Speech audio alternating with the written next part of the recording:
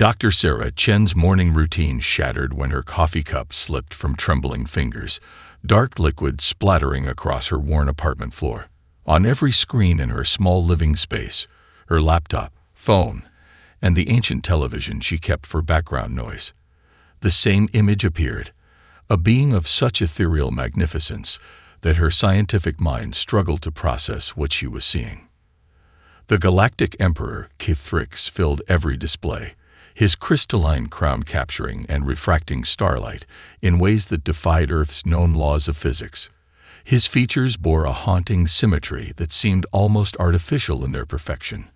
4 eyes arranged in a diamond pattern, each one a swirling nebula of purple and gold. His skin shimmered with an opalescent quality that made him appear both solid and translucent at the same time. People of Earth, the Emperor's voice resonated with harmonics that seemed to bypass her ears and vibrate directly in her bones. Your civilization has been observed and found wanting. The Galactic Empire requires order, uniformity, and adherence to the greater path. You have 72 standard hours to submit your unconditional surrender. Sarah's hands flew to her keyboard, fingers dancing across the keys as she began documenting every nuance of the transmission. 20 years of studying theoretical xenolinguistics hadn't prepared her for this moment, but something in her brain clicked into place as she watched the Emperor's smallest movements. There, a subtle flutter in his lower right eye when he mentioned order. And again, a nearly imperceptible shift in vocal harmonics during uniformity. Her phone buzzed incessantly as colleagues from the University of Singapore's Sinological Research Department tried to reach her, but she couldn't spare a moment to answer. She pulled up her specialized linguistic analysis software, directing it to record and analyze every frequency in the Emperor's voice. Outside her window, she could hear the chaos erupting in the streets of Singapore. Car alarms blared in discordant symphony with emergency sirens. Someone was crying in the apartment next door. But Sarah remained focused, her mind racing through possibilities as she documented her observations. Your species' tendency toward chaos and individualism, the Emperor continued, his upper eyes narrowing slightly, presents an unacceptable anomaly in the galactic order. Resistance would be. He paused for precisely 1.27 seconds, a duration Sarah noted with raised eyebrows. Unfortunate. Her software was picking up something fascinating. Subtle undertones in the Emperor's speech that matched patterns she documented in her research on insecure authority figures.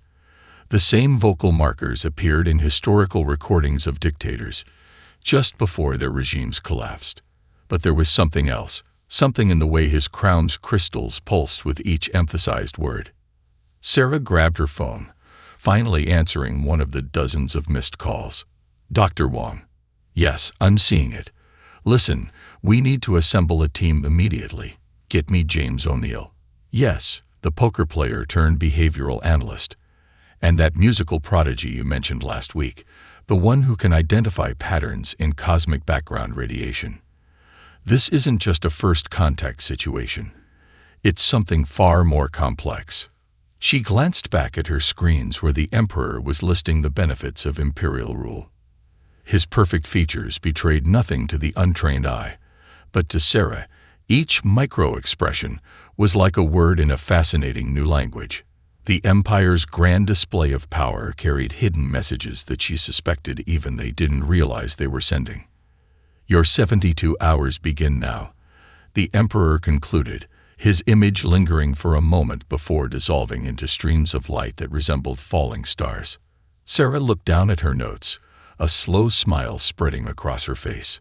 In those brief minutes, she had detected at least 7 distinct signs of psychological insecurity in the Emperor's presentation. Humanity didn't need to surrender.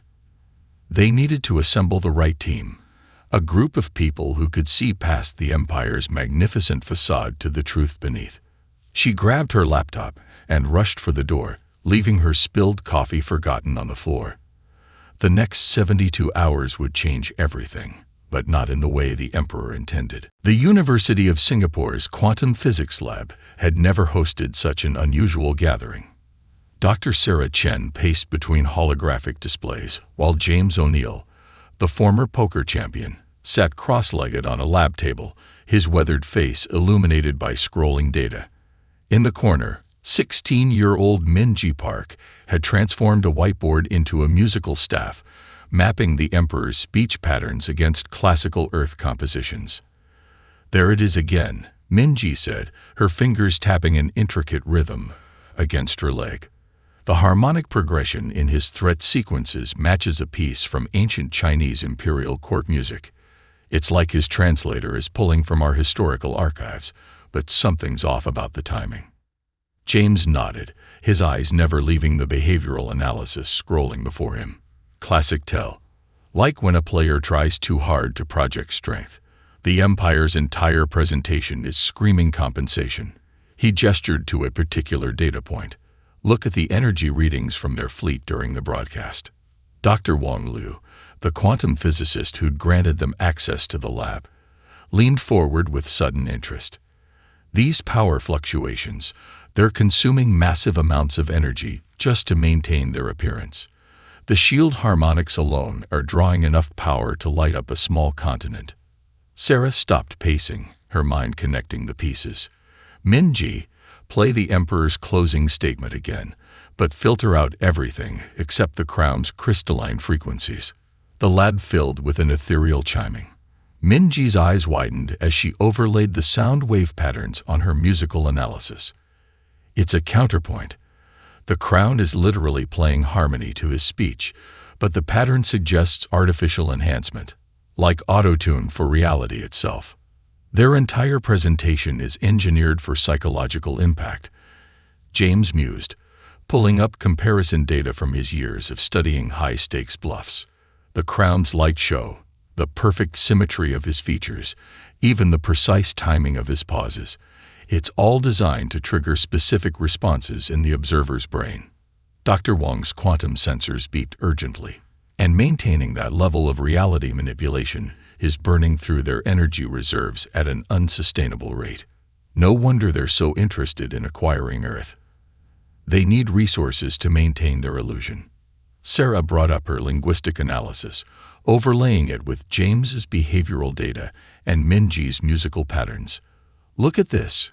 Every time the Emperor emphasizes imperial power, there's a microscopic lag between his words and the crown's harmonic response. It's like someone trying to keep their story straight. James finished, recognition lighting his features. I saw the same pattern in a championship game when my opponent was sitting on a pair of twos, but trying to convince everyone he had a royal flush. Minji stepped back from her whiteboard, now covered in a complex web of musical notations and mathematical formulae. The pattern suggests their entire communication system is based on maintaining this illusion of perfection. But they've made a crucial mistake. They're using our own cultural references to try to intimidate us, which means we can use those same references to communicate back. Sarah breathed, excitement building in her voice. But we can do it better because we understand the authentic cultural context they're drawing from. Dr. Wang typed rapidly at his quantum terminal. If we can demonstrate that we see through their energy-intensive illusions while showing that our own technological achievements are sustainable, it would completely shift the power dynamic. More than that, James said, sliding off the lab table with the fluid grace of someone used to high-pressure situations. We can use their own psychological needs against them. The Emperor isn't just trying to intimidate Earth. He's performing for his own people. And based on these patterns, I'd bet my last chip that his position isn't as secure as he wants everyone to believe. Sarah gathered the team around her central display. Then we have our strategy. Instead of responding to their threat with fear or defiance, we'll do something they'll never expect. A smile curved her lips as she pulled up Earth's historical records of diplomatic protocols. We're going to invite the Emperor to a party. The lab erupted in a flurry of activity as the team began crafting humanity's response, each bringing their unique insights to create something unprecedented in galactic history. a message that would use the Empire's own insecurities as a bridge to understanding rather than a wall between species. The United Nations Security Council chamber hummed with nervous energy as Sarah Chen approached the podium. Holographic displays showed the Imperial flagship looming in Earth's orbit, its crystalline structure refracting sunlight in impossible patterns. 48 hours remained until the surrender deadline.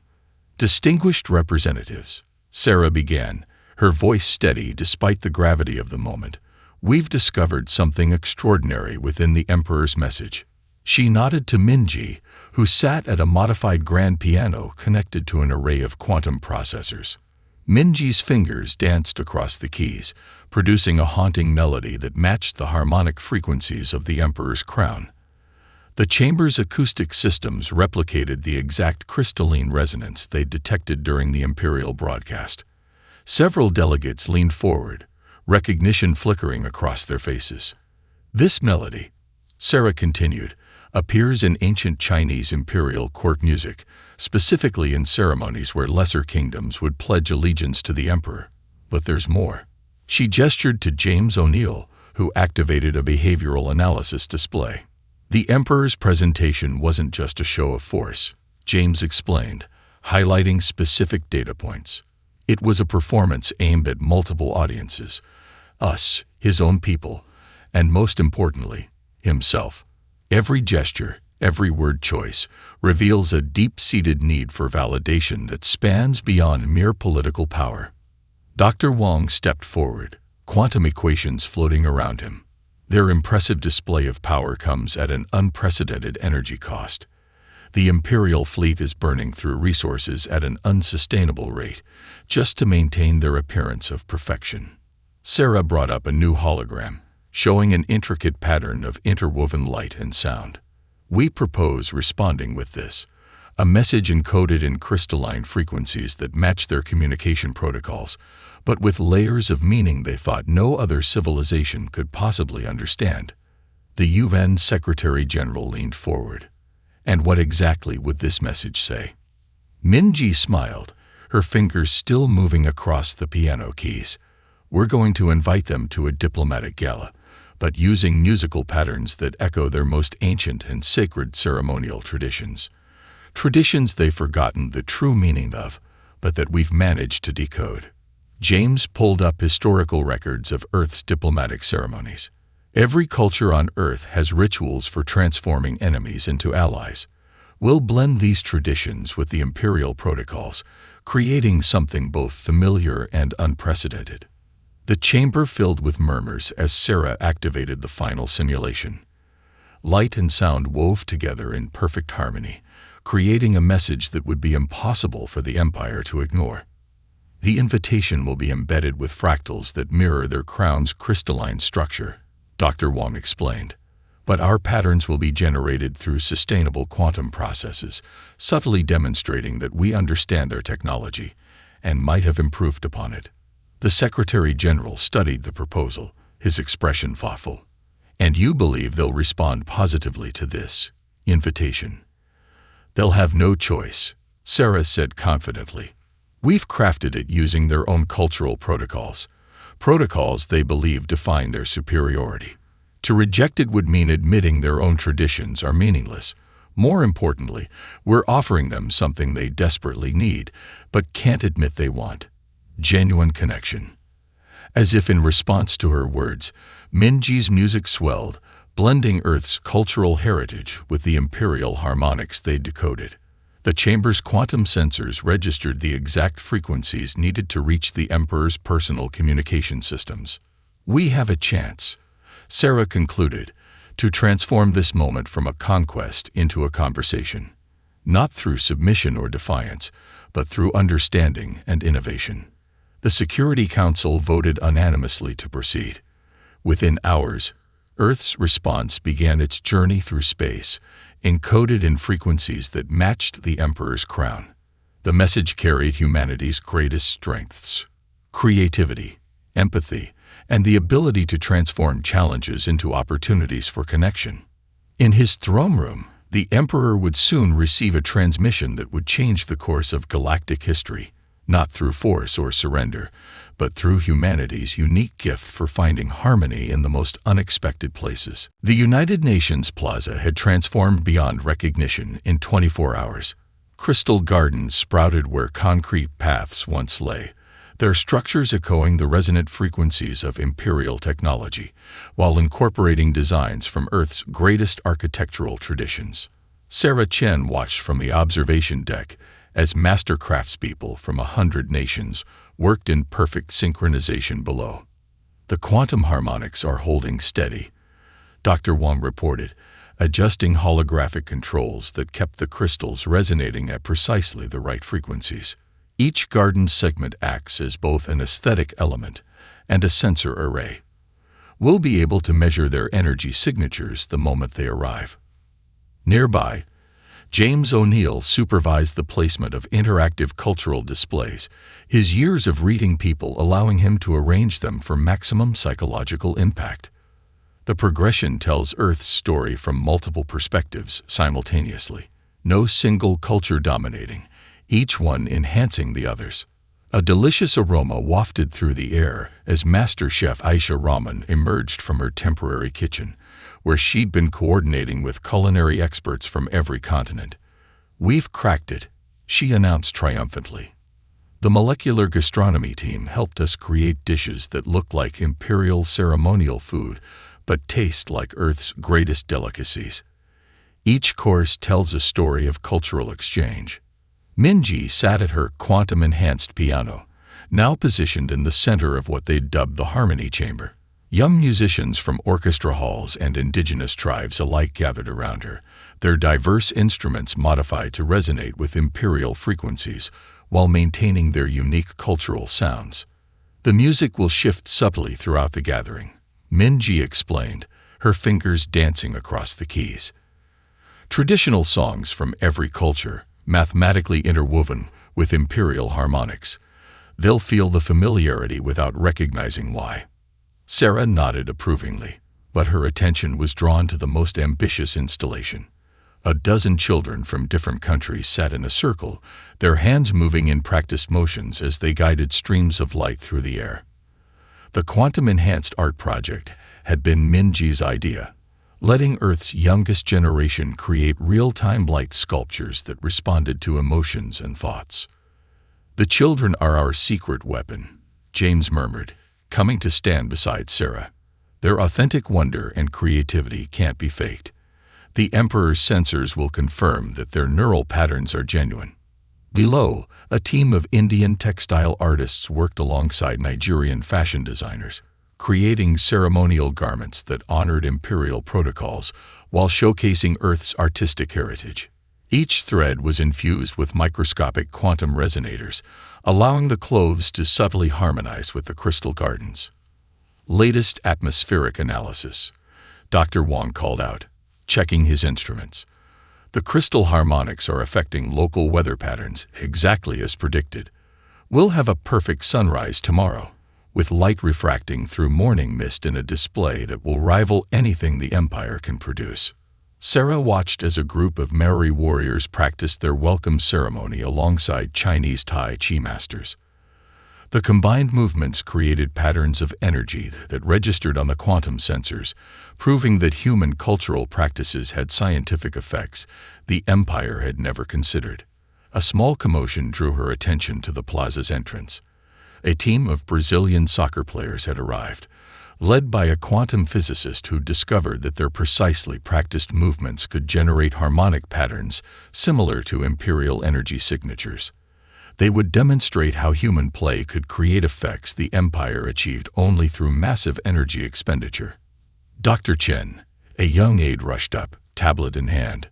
"The first quantum scans from the Imperial fleet's outer patrol ships. They're registering our preparations, but their analysis shows confusion. They can't determine if what we're creating is extremely advanced technology or simply very well-coordinated cultural expression." Sarah smiled. "Good. That's exactly what we want. When they realize it's both, that humanity's greatest strength is our ability to weave science and culture together. The real diplomacy can begin." As the sun began to set, the crystal gardens caught the light, and broke it into 1,000 colors. Minji began to play, her music weaving together with the sounds of instruments from around the world.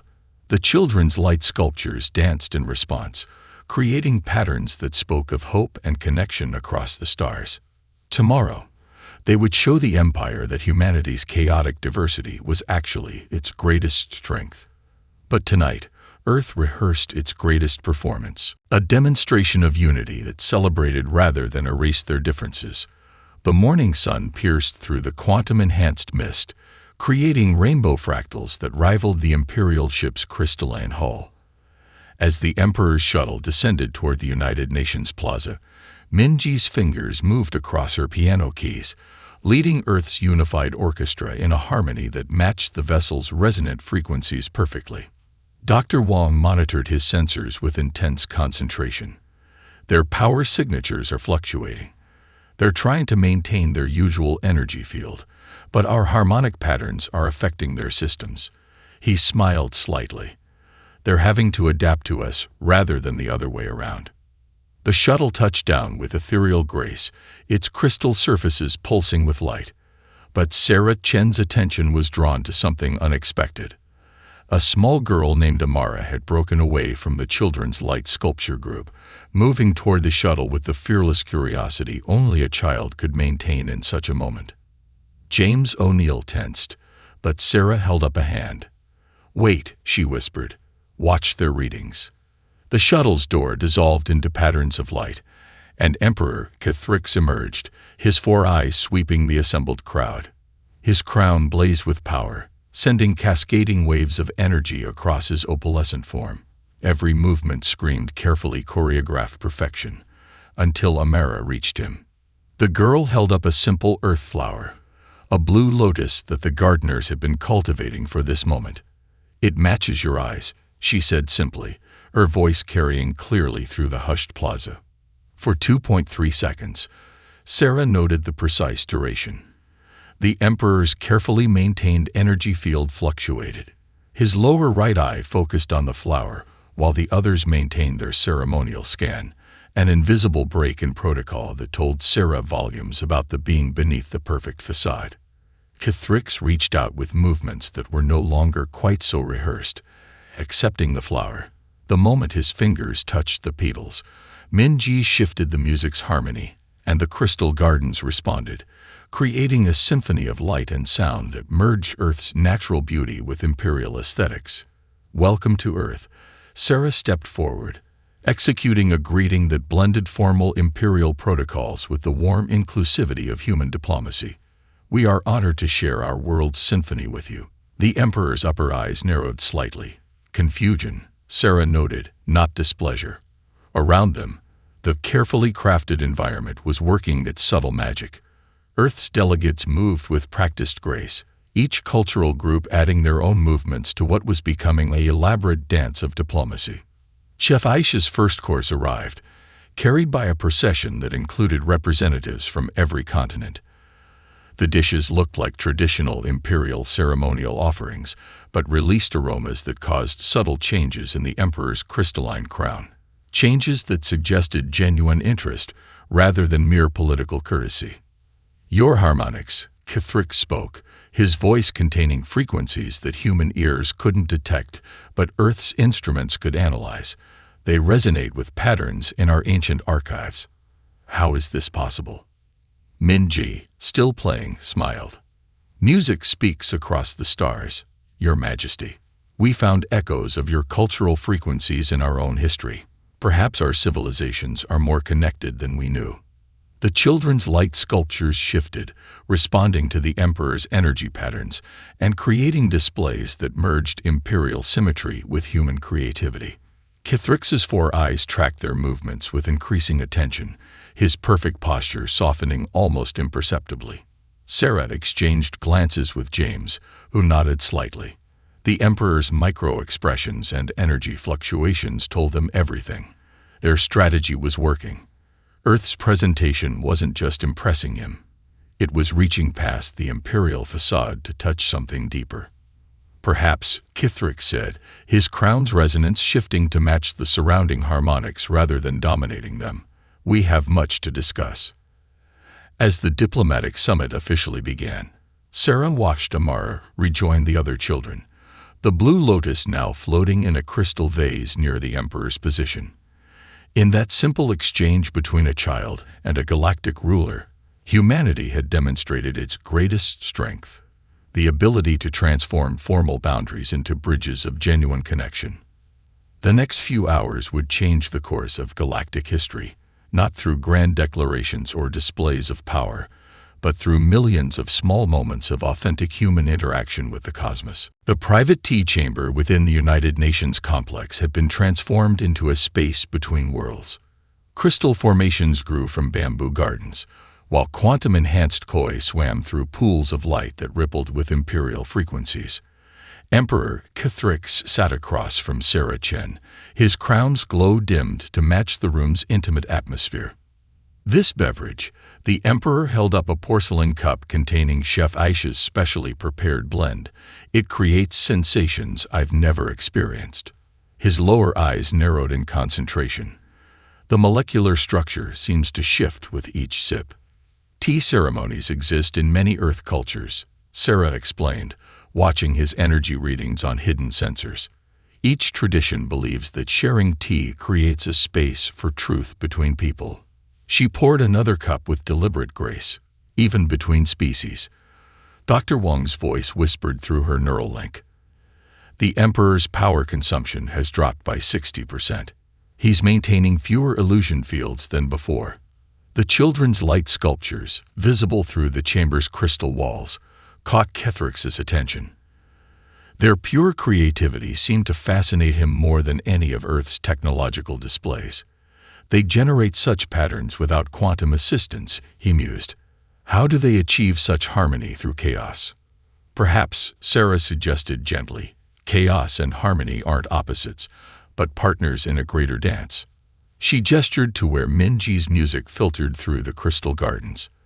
Like your crown's resonance patterns, they match frequencies we've discovered in everything from quantum fluctuations to children's laughter. Thrix's upper eyes widened slightly. You've analyzed the crown's harmonics. Just as your advisors have analyzed Earth's cultural patterns, Sarah replied, reaching for a holographic display. Though I suspect they may have misinterpreted some crucial data. The display showed two energy matrices, one from the Imperial fleet, another from Earth's combined cultural celebrations. The patterns aligned with mathematical precision, but Earth's required a fraction of the power. Impossible, Kithrix whispered, all four eyes fixed on the data. Our systems are the pinnacle of efficiency. James O'Neill's voice joined the neural link. His crown just showed the same harmonic flutter we detected during his ultimatum. Push gently. Sarah activated another display, this one showing the power consumption of the Imperial fleet. Your ships burn through remarkable amounts of energy maintaining their appearance. Yet Earth's crystal gardens achieve similar effects through harmony with natural processes. She paused, letting the implications sink in. One might wonder why your advisors insist on such costly methods. The Emperor's perfect posture faltered almost imperceptibly. The Imperial way is beyond questioning. Is it? Sarah projected a new series of calculations. We've been analyzing transmissions from across your empire. Many worlds show signs of energy depletion, yet your advisors report only prosperity. The data patterns match what we call manufactured consensus, artificial harmony maintained through controlled information. Thrix's crown dimmed further, its crystal facets refracting uncertainty. You cannot know this. Minji's music shifted subtly, incorporating harmonies from ancient imperial recordings they decoded.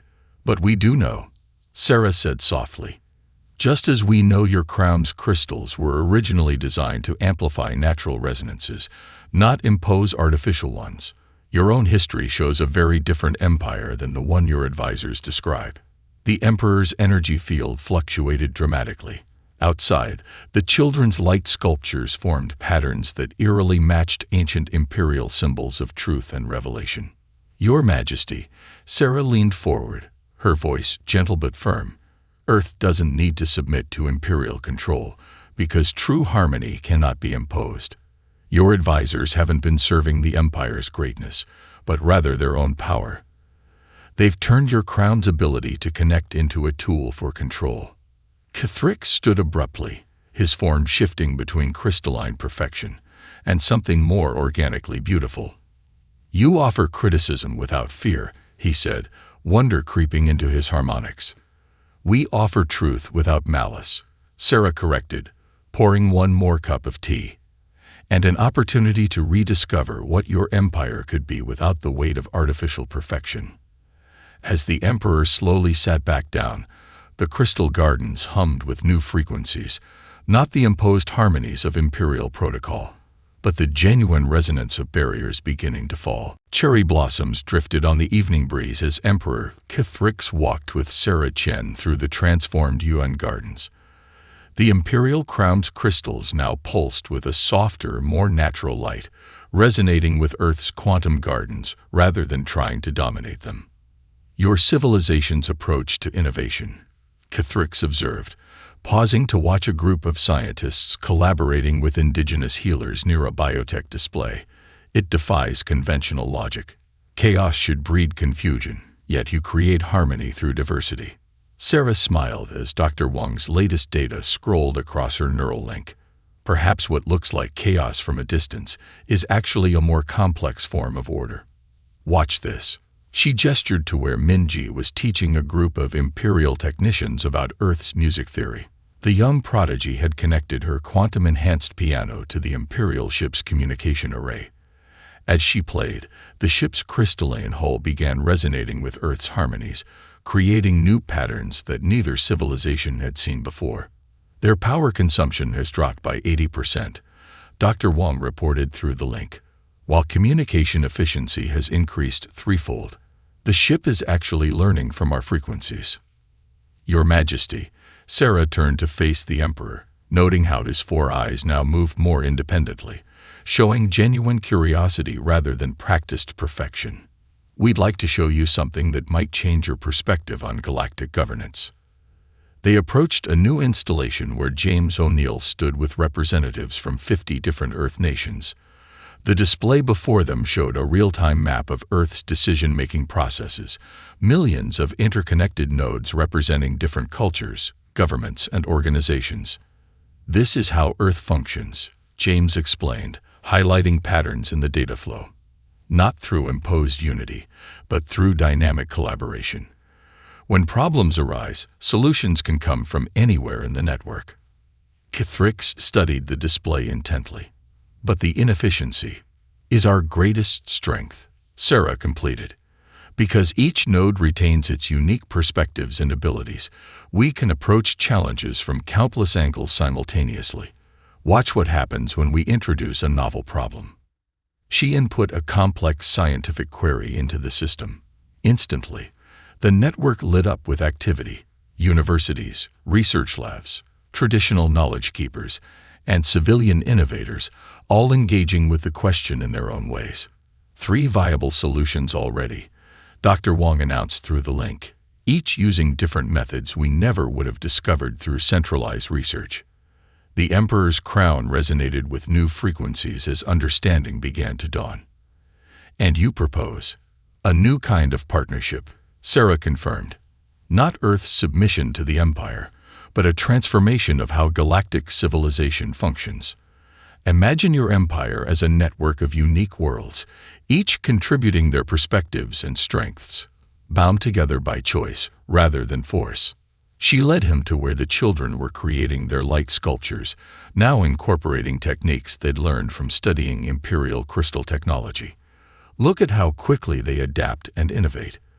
They're not afraid to experiment because they know diversity makes them stronger, not weaker." Kithrix reached out, letting one of the light sculptures dance across his crystalline form. "My advisors always claimed that uniformity was necessary for stability. Yet maintaining that uniformity drains your resources and stifles innovation," James pointed out. "Your empire is stable but stagnant. We're offering a path to sustainable growth through collaborative diversity." Minji's music swelled, and the quantum gardens responded, creating a harmonic pattern that represented the mathematical beauty of Earth's organized chaos. The Imperial ship's crystals sang in response, finding new resonances that consumed less energy while producing more complex effects. "The choice before you," Sarah said softly, "isn't between control and chaos. It's between a future of enforced perfection that slowly drained your civilization, or one of dynamic harmony that grows stronger through diversity." The Emperor stood silent for a long moment, his crown's light shifting through patterns they hadn't seen before. When he finally spoke, his voice carried new harmonics that matched Earth's natural frequencies.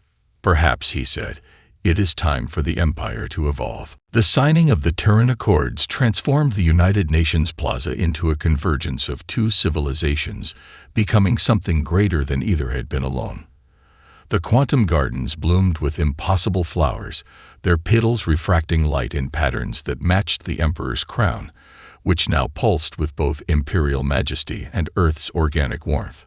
Sarah Chen stood beside Emperor Cathrix as the final preparations were made. Through her neural link, she could see Dr. Wang's readings showing how the Imperial ships had adapted Earth's harmonic principles, their crystal hulls now singing with new frequencies that required minimal energy to maintain. "The changes are already spreading through the network," James O'Neill reported, monitoring communications from across the Empire.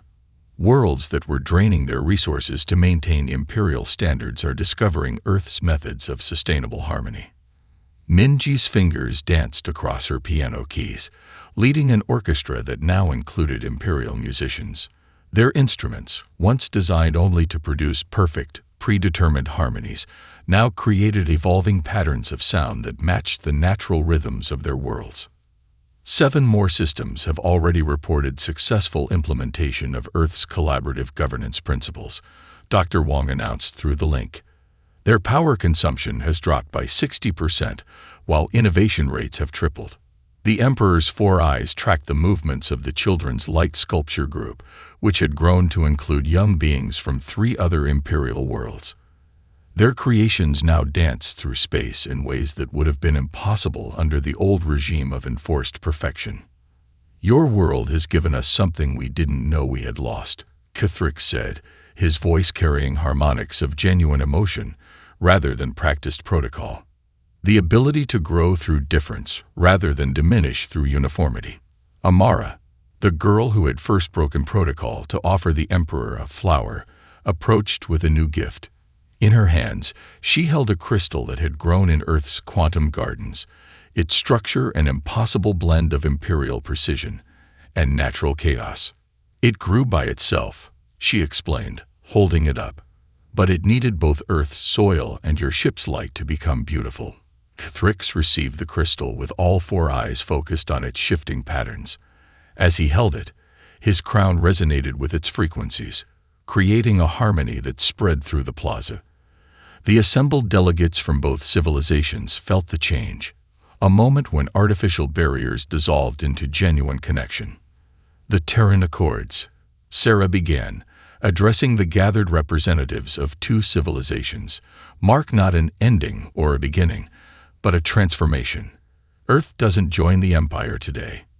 Instead, both our civilizations stepped together into a new form of existence. The document itself was a work of art, written in quantum ink that shifted between Earth's languages and imperial script.